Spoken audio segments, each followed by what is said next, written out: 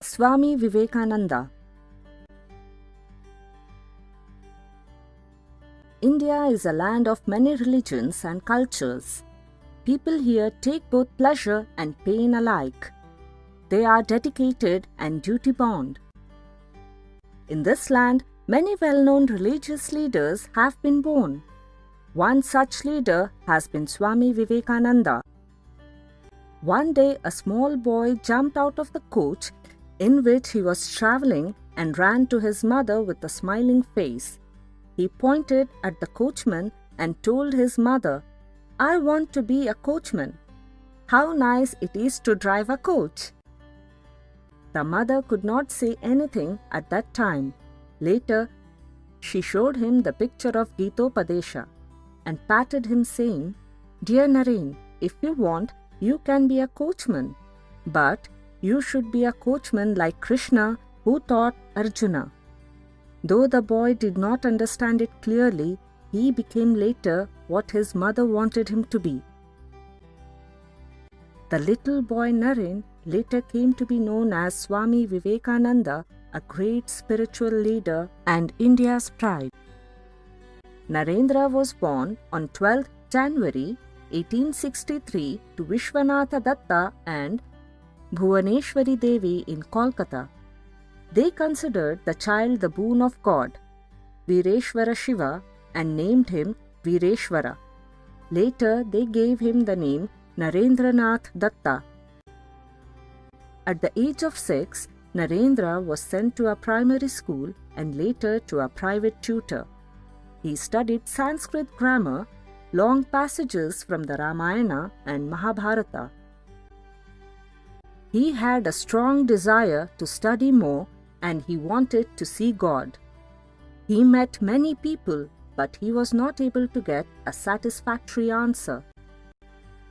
The desire to see God grew day by day. Finally, one day, he became successful when he could meet his guru from whom he got the answer to his desire. He could see God. The guru who made this possible for Naren was Sri Ramakrishna Paramahamsa. Sri Ramakrishna Paramahamsa could help him experience God.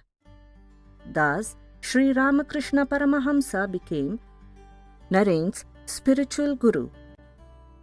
Swami Vivekananda did not stop with this. He went on and on, walked miles, traveled all over the country to discover truth. Naren was kind to all. He had sympathy for the poor. He was courageous too. These qualities helped him become a wandering monk traveling alone to all places to help the needy. He often expressed his ideas on education. According to him, education should develop a complete human being. He made a speech in the Great Hall of Columbus in the Parliament of Religions at Chicago on 11th September 1893.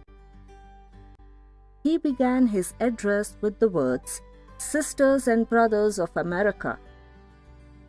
Immediately, there was thunderous applause from the vast audience, and it lasted 2 minutes. The Swami spoke of the religion that was very vast as the sky and deep as the ocean. Further, he thanked all those who had assembled there.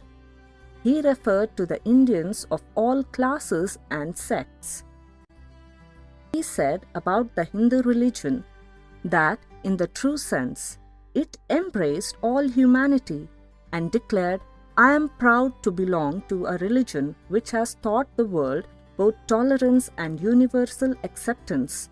We believe not only in universal tolerance, but we accept all religions as true." These words were very impressive. He observed that the divisions in society based on religion has resulted in human hatred. He felt that human society would be far more advanced when there were no divisions. Swami Vivekananda expressed his hope, saying that the time for driving away these evil forces in society had come. He told them that everybody should develop a sense of brotherhood and love for each other. There was great respect and appreciation from the people of America. After his return to India, he spent his time preaching religious tolerance and worked for the upliftment of the poor. He established Belur Mutt in 1898, which became the center of Ramakrishna Mission with the motto, "Work is Worship."